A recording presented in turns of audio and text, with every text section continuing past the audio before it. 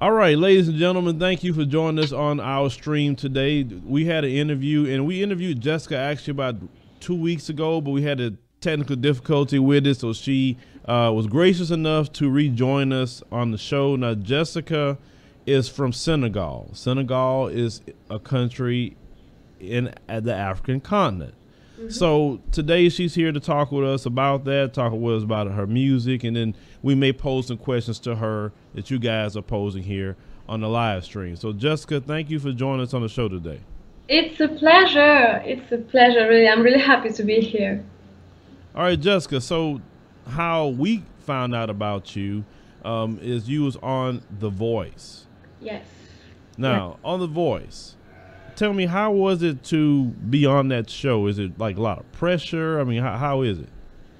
Yeah, I mean, The Voice Africa, actually, it was all the French countries of Africa. We have the same The Voice that we call The Voice Afrique Francophone. And then, I mean, it was a lot of stress. Yeah, we were doing it at Johannesburg in South Africa. And I mean, it's not that easy because like it's something new. It's a new country. You don't know the country. You don't know like the people. You are alone there, and I mean it's your dream to compete. But that it's a lot of stress. But when you think about the fact that you're doing what you love and like it's a big opportunity for you, like you just give your best, and then I mean you really work hard. It was a lot of work and a lot of pressure, but at the end of the day, I mean, it was amazing, a great experience, and I will never forget it. It was amazing. It was amazing. Yeah. So being on The Voice, how has that helped you with your music career? I mean, being on The Voice helped me like to know your show, because it's because of The Voice that you guys heard about me, and also in my country, there's a lot of people they didn't know about me. Maybe they was hearing my music sometimes on the radio, but because of The Voice, they were like, "Oh, she's Senegalese. How did I not know about her?" Maybe they would check on me, and then it helped me to reach a lot of new followers from Senegal, from other French countries of Africa. And I mean, that's great because I mean, it's another platform where I can show what I'm doing, and it helped me with a lot of things. Yeah. So let's talk about your parents for a minute. Um, when did you get involved in music, and how much did they support that? Um, I think that when I was 5, I told my mother that I wanted to be a singer, and I remember that she laughed really hard and said, like, "You a singer with that voice? I mean, why not?" And she thought that it was just, I mean, the dream of a little girl. But when I grew up and like I was saying to her, I wanna know how to play guitar. I wanna do some music course, and she was like, "Okay, so you were serious?" And the first day that she saw me on stage singing, she cried because she was like, it's her dream. And since she is 5, she was telling me that she wanted to be a singer. But right now, I do trust her. And since that day, she's giving me everything, like her time. She's giving me advice. She's giving me everything that I need so that my career can like continue to grow. And my dad also, he's amazing. He's saying to me like, if you have a beautiful voice, it's because of me. So they're really happy with me, and they are amazing. I mean, I don't know how to say it in English, but I think that I could not dream of better parents. Seriously, I think So that. your dad was a singer? No, he wasn't a singer, but he used to play like the big piano that was in the church when he was in Cape Verde. He was playing that. He was playing accordion also, and he really loved music. And he always says that it's because of that I have music in my blood. Yeah, music is something that definitely comes from the soul itself. So let's talk about, your upbringing or and the way you were raised in Senegal. I mean, how is it for those in America who don't know? How is it for a child to be raised in Senegal? Like, what values do they promote to you? because many of us don't know over here. Yes, right. I mean, Senegal is a country that where people love to share. Seriously, people here are kind and they're really giving love everywhere. I mean, in my country, when we go to church, I mean, everyone loves each other. I mean, I grew up with people from different, I mean, ethnies. I don't know how I can say it, but here we have like in America, you have like some different type of culture, and here also in Senegal we have it, but they are really united, and the people here they are amazing. I mean, you can come to a house and they will invite you. I mean, that's what we call here teranga. Teranga is something that we share all around the globe that we Senegalese people have. And that means that we really love people from other countries, from other culture. We really love to share with them and to show them that we are all the same. And I mean, that's one of the values that I really, really enjoyed growing up with and seeing people acting like that. Well, and that's great because I'm reading some comments and a lot of people saying that you seem very down to earth, and that's the same thing I get from you as well. That just down to earth because in America, you have some people that's very materialistic. Some people think they're more than others if they get a little money in this country, and people are really obsessed with that here in America. Now, is you saying the way people are raised in Senegal? It's more like being down to earth? Yeah, really. Actually, I mean, that's really that, yeah. Well, because see, I came from a culture that is down to earth as well, because at least the Southern culture where I'm from, they won't let you get away with thinking you're more than anyone else. Or if you walk in the store and you don't speak to people, they will look at you like, what's wrong with you? Yeah, Why are you why not speaking? hi. Yeah, because we have different areas in the United States of America. I remember the first time I went to California, and my whole life, you walk into a grocery store, people speak, you speak to them, everybody just speak and just kind of smile at you. But then when I went to LA, I went in the store and people just looking at you like, don't you say nothing to me. And it's even worse on the East Coast. And I say, what's wrong with these people? I said, I'm used to people speaking and, you can have a conversation just with strangers and like, I don't know who they are. They just, they decent people. But that's good to hear.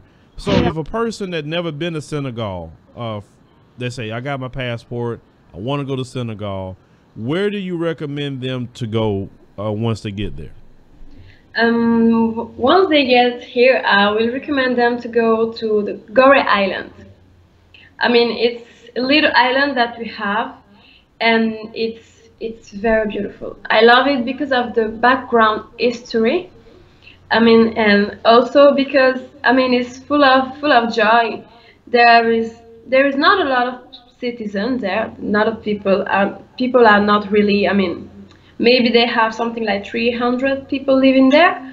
I mean, I will not lie. I'm not sure, but it's a little place that I love. And since I am a children, I love to go there during the summer, and it's somewhere really beautiful. And because of the background history, you will have some person that will come with you and like show you different places, like during the colonialism time.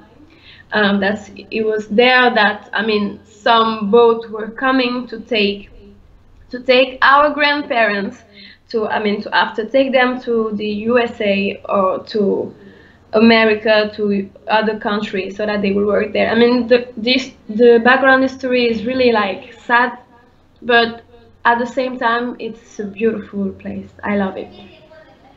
So were you saying that a lot of slaves came out of Senegal to come to America? Yeah, yeah. That there is a door there that we call la porte sans retour. It means a door where you go and you never come back. And that's where the slaves were passing through, so that they will go to those boats that will take them to other countries, and they will never come back to their country. You know, that has to be the most sad thing ever to happen, you know, to a lot of our brothers and sisters, is that you're in your own country, and some people who you do not know capture you and take you away, and as you say, through an area where they never come back, and then put them in a strange land. And then, you know, Jessica, the thing is, when we got over here, they didn't let us speak our African languages. They didn't let us practice our religion. They didn't let us have a culture. They beat us and killed us to speak English. We didn't have a choice. Like, people, you know, oh, I want to learn English. Black Americans never had a choice. So what angers me about slavery more than anything is we look at, you know, Hispanic people in America speaking Spanish. You see Arab people speaking their language. You see all different people speaking language. Asian people speak their language. But as Black Americans, we don't have an African dialect to speak, to keep people out of our conversations, to have a culture to ourselves. I mean, that's what angers me more than anything. Yeah, you're totally right. I mean, maybe they only have English now because they weren't allowed to share their language. I mean, it's really a pity. Yeah, because we have beautiful language here, and I mean, it's from the past, but it's still really sad. It's still really, really sad. Yeah, it is. And now let's talk about if also we talking about if they get there. Now, if an American come there, because see, this is the thing, in America, unfortunately, you know, you have a lot of racist people that like to tell Black people, oh, you don't want to go to an African nation. Oh, you know, it's better that you stay here. At least they treat you better here. So if a Black American say, you know what, forget it, I want to go to Senegal, I want to move to Senegal, how you think they would be treated there, being an American? Being an American and coming to Senegal, I mean, I think that people will take them like the others. They are from another country, maybe they don't speak French or they don't speak Wolof, but I think they will always have some people that will be here to help them. Because a lot of times you will see when you go to the airport, you will see like Americans taking their flight back home. They will see that they have a lot of Senegalese friends here. But how do they have those friends? By going maybe to the beach, by going to a restaurant. They are all alone in a table, and Senegalese are really kind people. And they really like to joke. Maybe they will come and make a joke, and then you will laugh, and then they will start to have a conversation with you, and then after you will become a friend of those people. And then after you will share a lot of things, they will tell you, yeah, okay, what do you want to do tonight? We have this band that will play here, that will play there. And then you will have a lot of friends, and I mean, time to time, slowly, you will learn how to speak our language.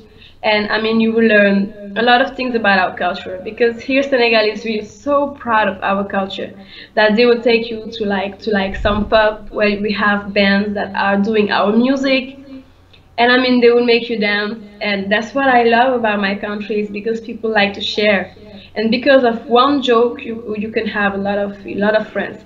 Because yeah, it's something that I have to say, Senegalese people, they really love to make jokes. They don't know you, but they will make a joke, and then if you laugh, you can have a conversation and have a new friend. And if you don't laugh, you're like, what is he doing? I don't know him. Why he's talking to me? You won't have a friend, because I mean, they were trying to be a friend with you. So it sounds like to me, and maybe you correct me if I'm wrong, have you ever been to the United States of America before? Never. I've never been. It's a dream. Because from the sound of it, you haven't been here. Because I've talked to people from different African nations, and they told me, said the moment they got over here in the U.S., they felt the tension here. So they say there's a lot of tension that they say you can't describe, and I understand the tension because I live here. But for me, and from what I'm hearing from you, it sounds like you're happy, and being happy is a great thing. Trust me, there's a lot of people in this country who aren't happy. They have a lot of stress. You know, we just had a young sister by the name of Erica Garner. The police had killed her father on camera, and she was fighting for her father. And just the stress of all that, you know, like I said, she had a heart attack. She passed away just a few days ago, which is very, very sad. And you know, in Senegal, you don't hear about people being beat up and killed by the police, right? No, thanks God, we don't hear it. No. And that's a great thing to hear. So let's, because I talk to a lot of brothers here, black men here, and I say, you know, brothers, if you look, some people saying they're looking for a wife and they don't want to deal with the American, you know, sometimes unfortunately we have feminism here. Okay. Can black American men go to Senegal and look for great wives? Oh, they will not be disappointed. Seriously. All right, brothers. Well, there you go. I Yeah. just told you. See, because I'm trying to give brothers an out because you know my opinion about Becky and all that. So I told you, get your passport, go visit African nations. Maybe you can meet somebody, possibly. They will not be disappointed, really. And I mean, women here in Senegal, they know how to take care of men. All right, brothers. There you go. One brother say he need to get over there. That's funny. What languages do you speak? As one person was asking outside of English. We speak Wolof. Here we speak French, and Wolof is like our is the I don't know how to call it. I'm so sorry, my English sometimes not that good. But I mean, Wolof is something like maybe the Spanish people. They have a little language that is different from the Spanish one, but I mean, can you help me? I know you're saying that Douala is your language, right? I think it's like the same, yes. Oh, okay. Yes. Okay. Well, let me ask you a question. We can tell if it's the same. Can you say something in Douala, like for the audience, so we can hear it?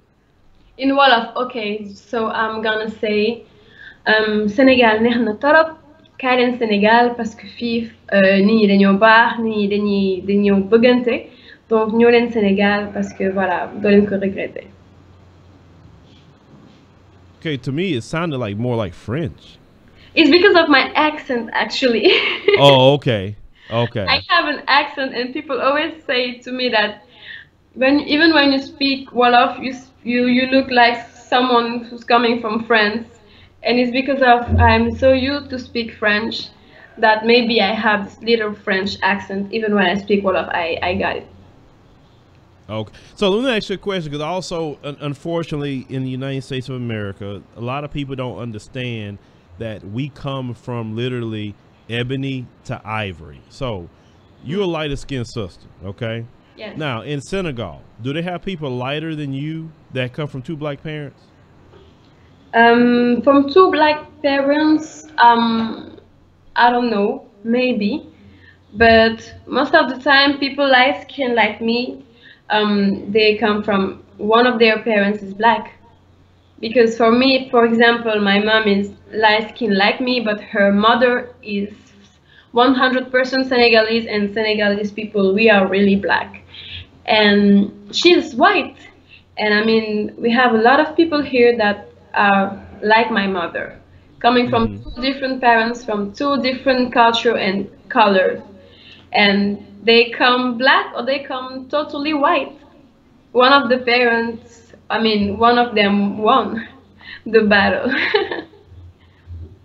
Right, right. Because you know, I definitely seen some people from Senegal, and some of them, you know, are darker than me.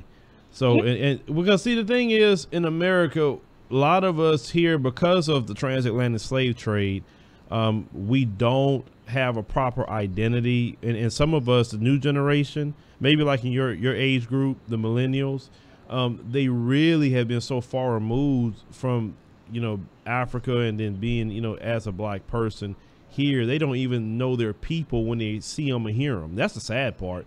They view every person that may have a light skinned phenotype as maybe biracial. And see, I was raised with the old people, and the old people say all you gotta do is listen to black people and look at them, and then you can tell if they're black or not. But unfortunately, they can't tell that. That's why I was asking those questions. So, to the, you say we still, hold on, I was reading a comment. You know, yeah, because see, a lot of people in America are screwed up, and that, I'm just going to admit that, because it's not our fault we're screwed up.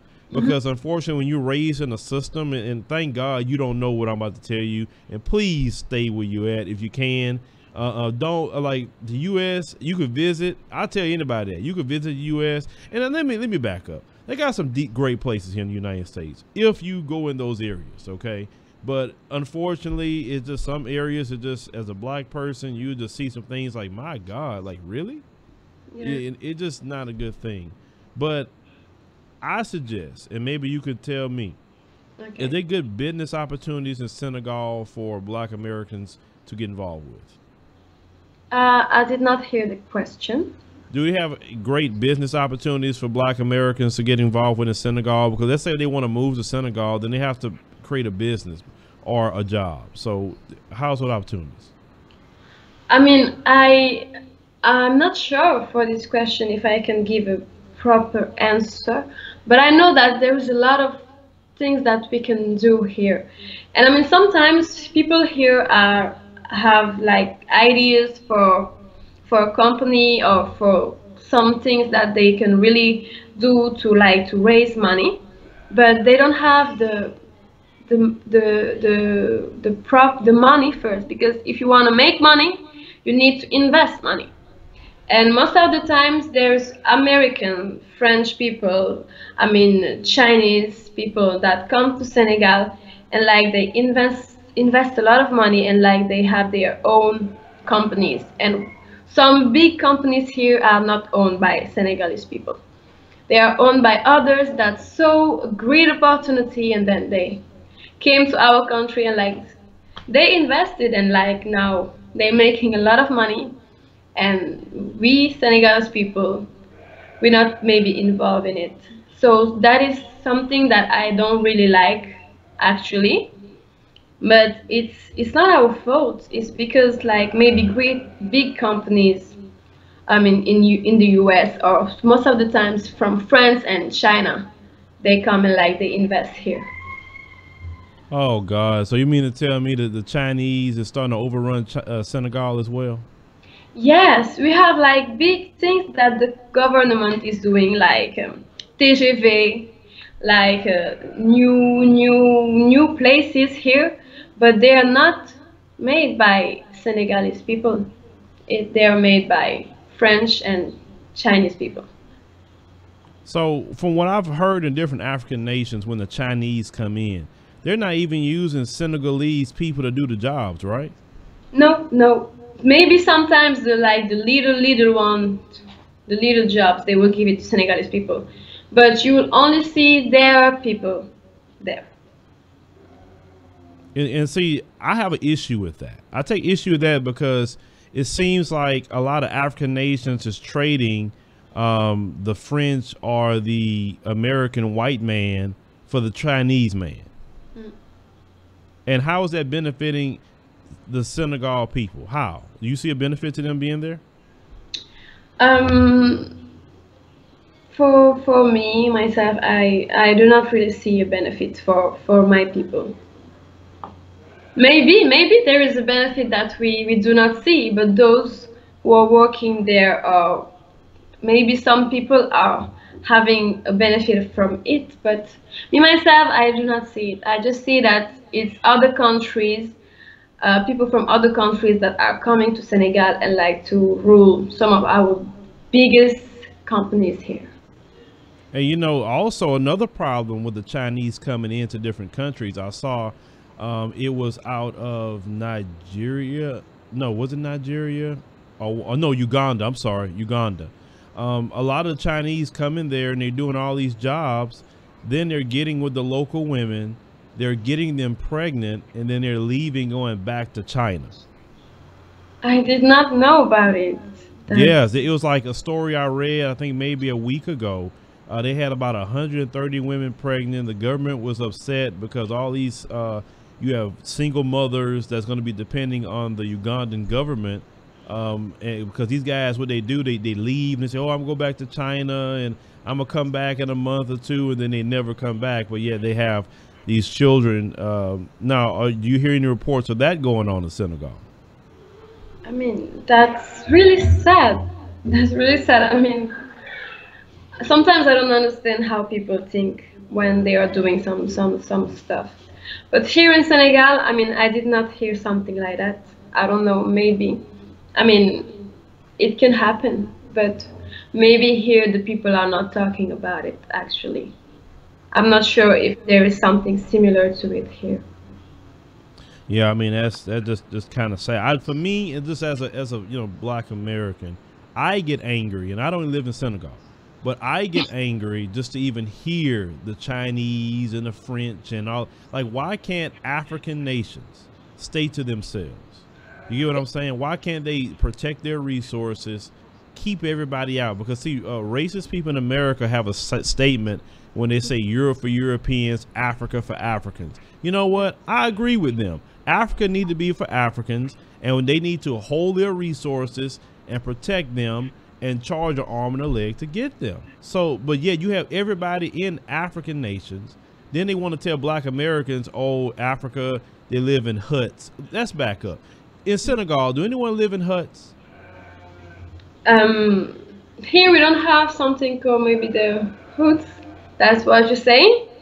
No, like, do you know what they call like a little grass house? Do people live in grass houses over there in Senegal?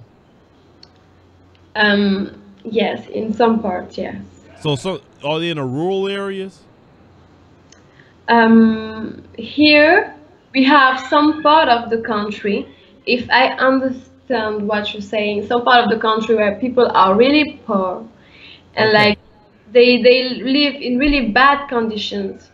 I mean, Okay. we can call it, I've never seen the hoods, but I'm seeing it on some TV shows or in some movies, and we have some place similar to it, but maybe we don't have like, I'm sorry to say it, like maybe the gunfights or like the gang and all those things. We do not have it, but it's not easy to live there either. So we have Oh, some so little basically bit.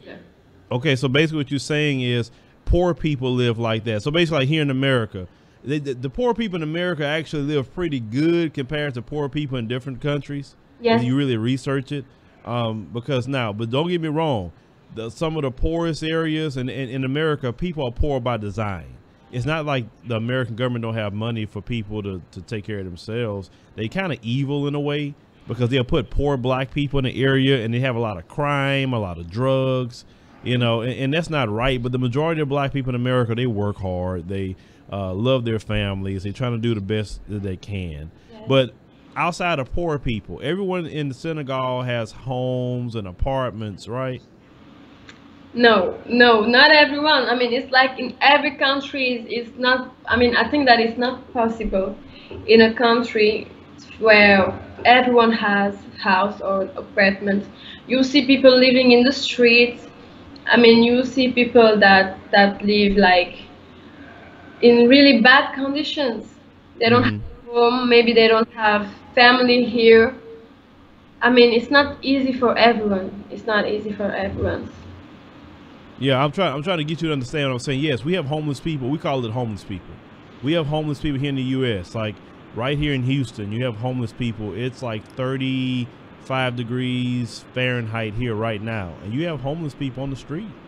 And I know people who work with them, and they fight tirelessly to try to help those people because they don't have no food, they don't have blankets, and I even make sure to try to do my part to help the people who's doing that. But what I'm saying is, outside of the homeless people and the poor people, do you have like real nice homes in Senegal? That's what I'm asking.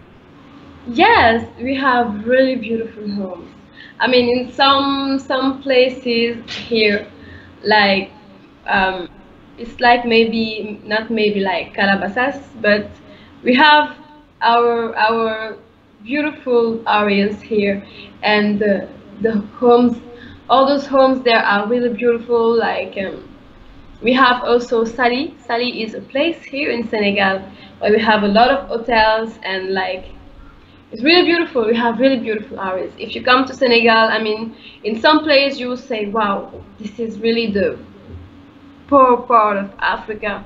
But in other place you will say, am I in Africa? Because some people think that maybe beautiful house, you cannot see it in some countries in Africa. But they're wrong. Here we have really, really, really beautiful places. Yeah, and I know that. And one thing I wanted to do, and it's just one idea I had, you know, is that I wanted to travel to a lot of African nations and go to these beautiful places in Yes. African nations to show, you know, not so much the world, but Black Americans say, hey, Yes. African nations have beautiful places to live. Yeah. Don't allow these people in America to lie to you to assume all the people in African nations live, you know, homeless and Yeah. don't have much food to eat. No, I mean, you have that in every country, even in America. You have a lot of poor people here. So that's great to hear. So Jessica, Yes. tell people how can they listen to your music. Do you have a YouTube channel? Yes, I do have a YouTube channel. Channel, sorry, it's Jessica Loraine Music. Loraine with one R, and I post some of my covers there, and also some of my new stuff. Recently, I had a new song that is from a show, a TV show that we have here, and I wrote a song for the show, and it's all in Wolof, but some part are in English too. If you do not understand the Wolof part, you can understand the English one and like to know what I'm talking about in the song. And then I'm working also on my album. I'm in auto production, and maybe in a few months I will post new stuff.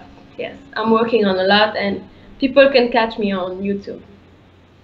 All right. So everyone make sure, and we'll put the link to her YouTube channel in the description box when this is over. I'll do that for you guys. Jessica, do you have maybe like a Instagram or something? Maybe somebody want to contact you, because a lot of people that said they like your accent. They would Oh, love to go to Senegal, and maybe if they go, they can maybe ask you where to go. Do you have Instagram or something like that? yes, I have an Instagram. It's I am Jessica Loraine, and I have a Facebook page also. It's the same. That I am Jessica Loraine, and for my Twitter, it's I am Jessie with a Y Loraine. And yes, I can after I can send it to you so that you will put maybe the link so that they can find me. I mean, it's not that Okay. easy. It's just I am Jessica Loraine. Okay, so we'll make sure to get those links out once things get processed and everything at the end of this. So, Jessica, I definitely want to thank you for joining us today and on the show. I greatly appreciate it. Thank You've been a great guest, and you know the audience looked like they enjoyed everything that you had to say.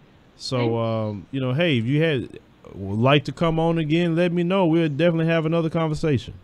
Yes, it would be a pleasure, and I mean I love to be here, and thank you really for inviting me. It's a pleasure. I'm really happy actually. Oh, well, that's great. Being happy, like I say, being happy is a good thing, and hopefully that spread to your African American brothers and sisters. So we definitely need some happiness in our lives. Yes, yes. We really need it. It's amazing. It heals the heart. That's true. I agree with that. It definitely should, because it's a lot of hearts that need to be healed in America. Trust me, Yes. trust me, because we deal with horrible things every day. But thank you, young sister, for joining us today, and keep in touch. Yes, thank you. Thank you. Sending a lot of love. All right, peace and blessings from America. Okay, bye. All right, ladies and gentlemen, that was Miss Jessica Loraine. Let's see if I can get myself back on here for a second. Where we at? Where we at, ladies and gentlemen? I'm playing with my little program here. Let's see if we can get. Y'all gonna watch me do all this in real time. There we go.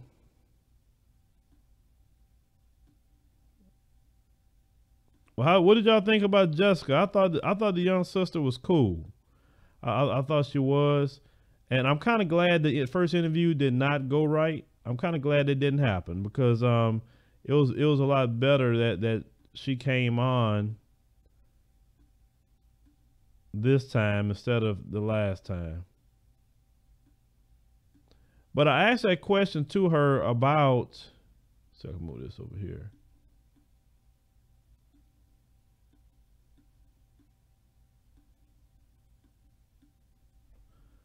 I asked her that question about the women and how they are, because I don't like to see the thing. Like, it's two stories I have to do. And that's why I asked her that question.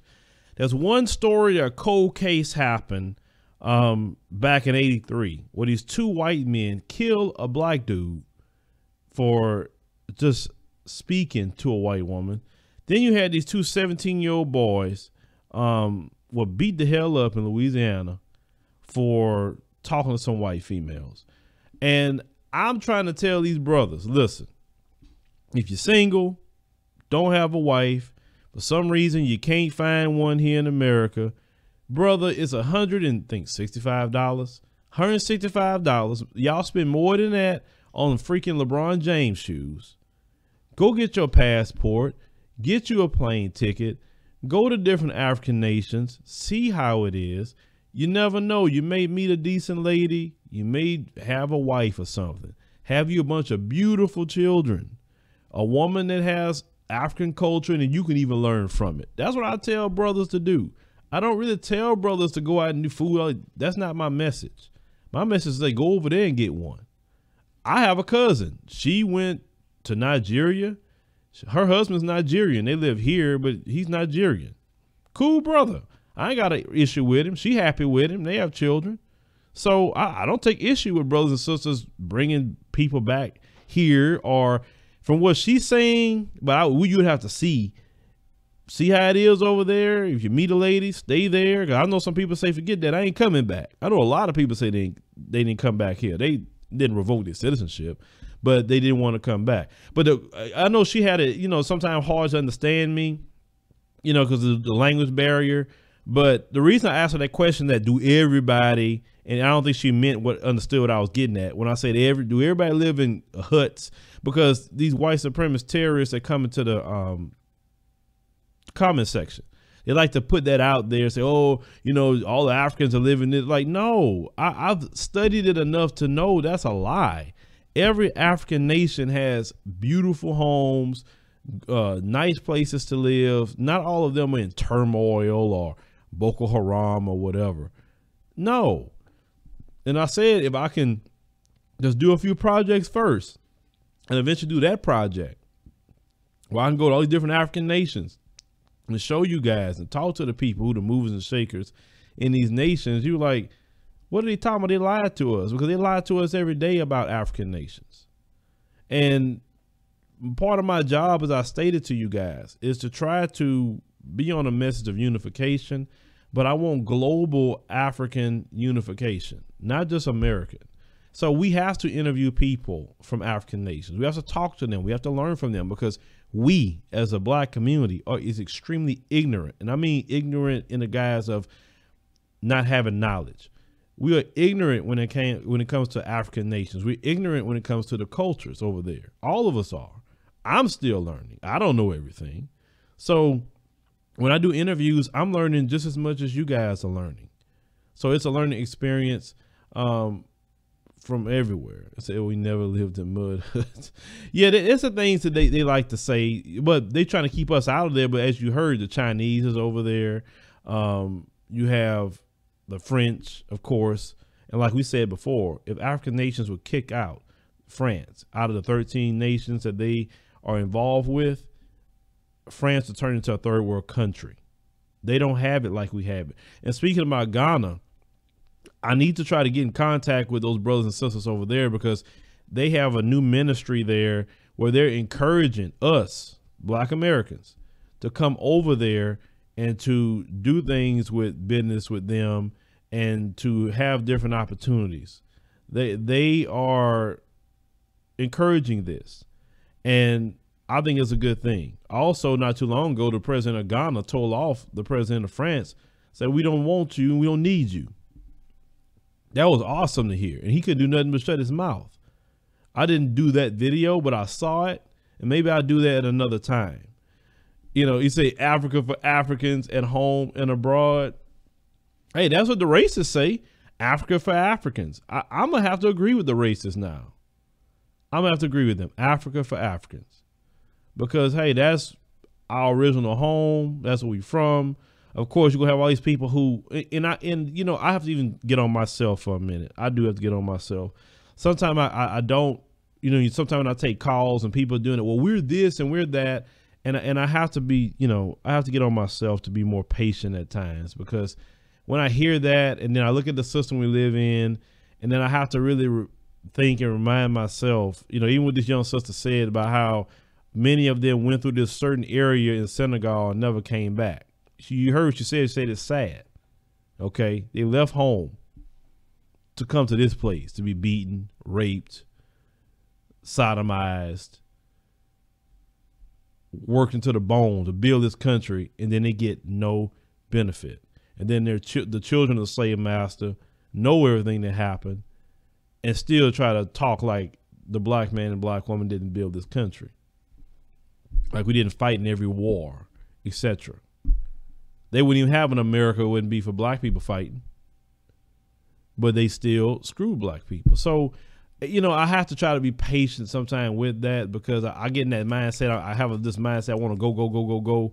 And I see calls, but I have to understand that we are victims of terrorism.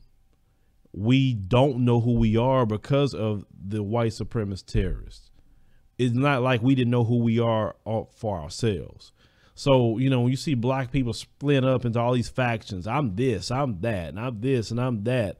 And I guess we have to just look, I have to look at it, not me. I'm talking about me. I have to look at it and say, well, they're a victim too.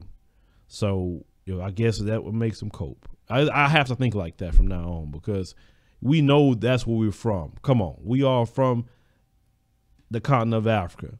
That's where our home is at. That's where our people lie. And every person I know that went to an African nation, I've never heard them come back and say, man, that sucked. I didn't like it. Every time I've talked to a person say, oh man, that was the best thing I ever went done. Oh, I feel like I was at home. Oh, this, all that. They always had nothing but good things to say. I haven't met one black person from over here, went over there and came back and told me anything negative. You know, what our issue is about America, we can't worry with them. We need to worry about ourselves. And I told black people, you need to get your passport, because it may come a time that you may have to be like in the Bible and do an Exodus and go back home. Always be in a position to go. Don't be stuck here, because these people here, they want to trap you. And then don't feel that, oh, I got a criminal record, I can't get a passport. I know someone who did a bid, okay, a long bid.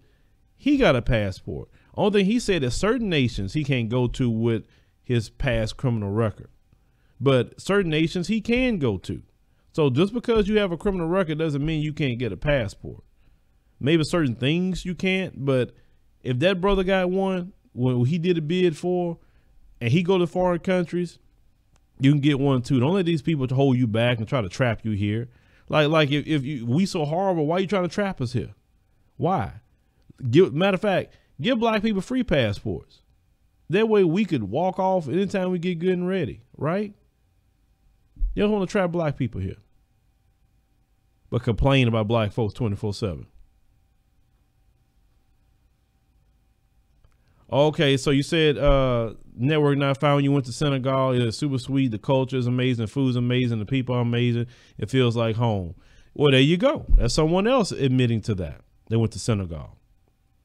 I love it. And you heard what she said? She said they ain't got no gangs in her area. But, you know, I mean, gangs and thugging, that's worldwide. You got thugging worldwide. Don't act like, you know, America's so perfect and the other countries is just so horrible. That's why I can't stand by this country. They're pompous and arrogant because they act like they're better than everybody. They said, wait a minute. That's why other countries are telling you, look what you do to the black people. You just kill them. But you want to talk about my country? America has no room to talk. They don't. They purposely put people in the ghetto. They purposely put drugs in the ghetto. They purposely put guns in the ghetto. That's been proven. People lost their lives trying to prove it, and they did prove it. But they do that to black people just because you're black. And then you bring it up, they play stupid. What do you mean by that? You ain't putting all the things in your community. But now the tables have turned with the opioids. And these crackheads wasn't dying off like the opioids are dying off. Crackheads are getting put in jail for a medical problem, but they were called criminals. So, everything comes full circle, brothers and sisters. Everything comes full circle. And all the things they're doing in African nations, all the plundering and stealing.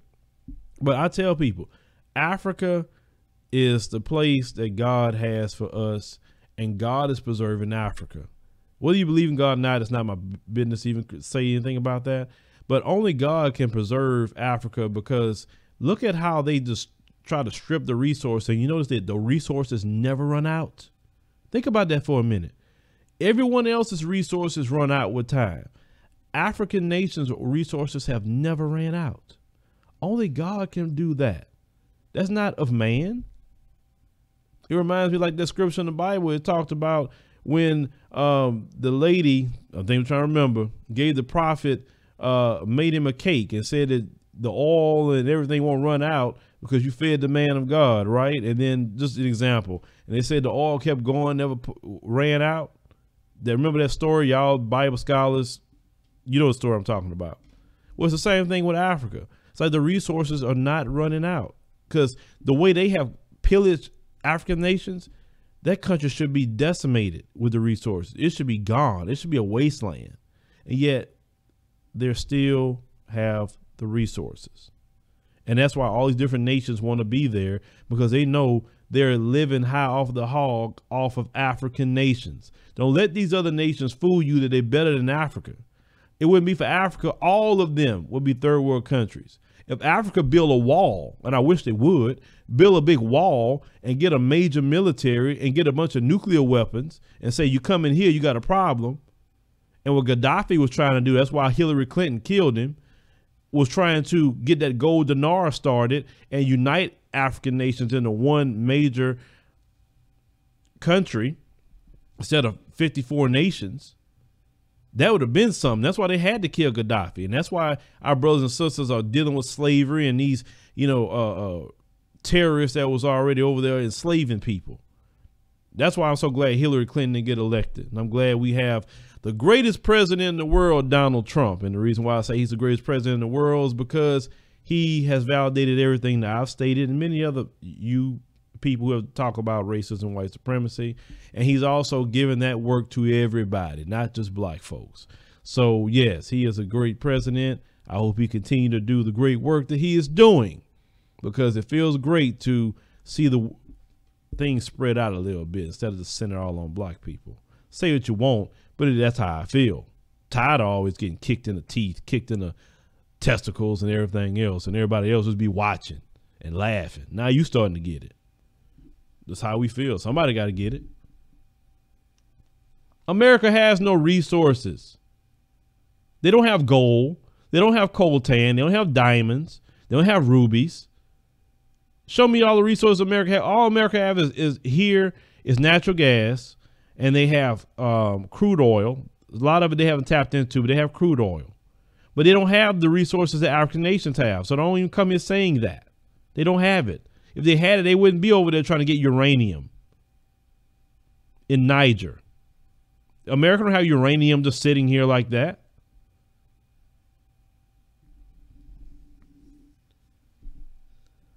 I can't say that. I don't know, Abby. I don't know. I just don't advocate for black people to get in the military. I don't advocate that. How you gonna get involved in the military where black people have fought and died in every war, but yet your brothers and sisters coming back home getting lynched in a military uniform? I've done stories where brothers have been in a military uniform and you have these Caucasian cops beat them up and tase them and everything, macing them. I did stories like that. Black men, like, man, forget that. Y'all shouldn't join that. And you silly too. Well, I don't want to say you're silly. Let me back up. Because some people do it for advantage. I mean, some people feel like I don't have money for college. I may just join a guard, get a GI Bill, go through college, just do the guard at least, and then get out. Because I'm poor, I don't have nothing. So I don't want to say you're silly. Let me back up. Because it is some benefit to getting involved with the military. But my thing is, I just don't want black people going to war. If you hustling it like that, using it to get a degree for free, do your thing. But you just taking that risk. I just don't want black people involved with it, because they'll put us on the front lines and then we don't get the benefits. You'll still come home to white supremacy. You'll still come home to Darren Wilson killing your kids. You'll still come home to George Zimmerman killing your kids.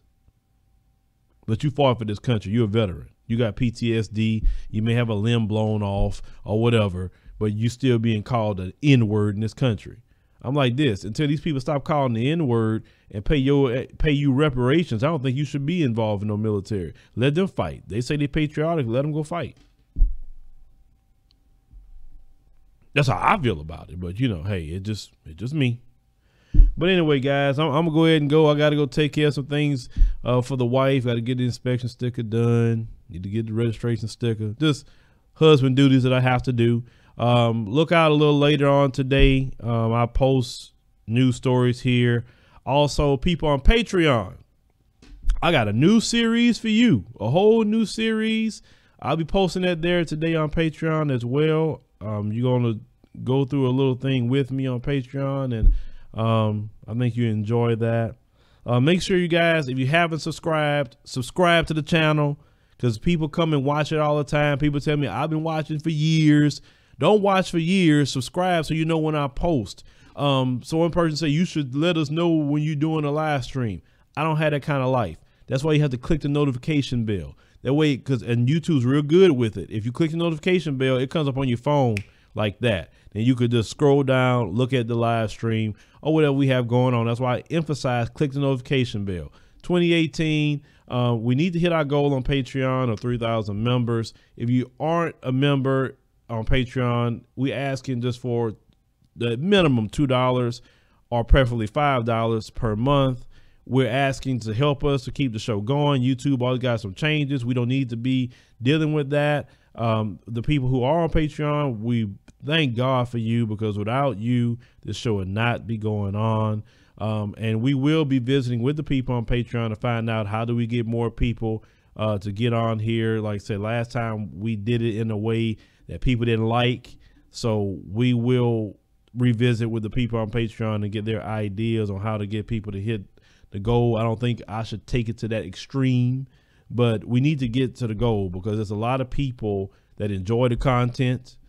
And I always tell them, if our content isn't worth at least a cup of coffee to you once a month, we're not asking for 10% of your income.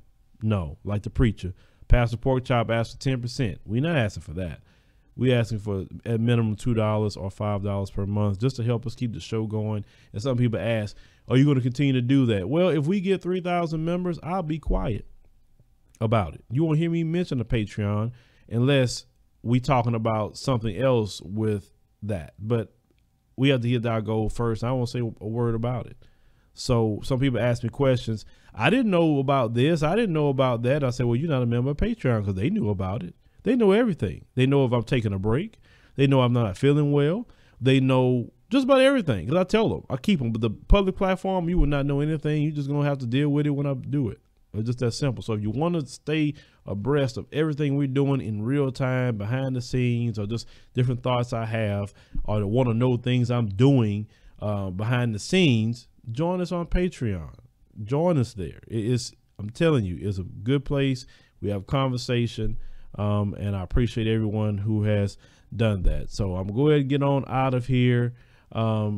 Take care of things my wife needs to take care of, because you know how it is. Like, you ain't finished with that stream yet. You already know how that goes. So, but I love my wife. She's great. So, I'm going to go ahead and get out of here, guys. See you next time.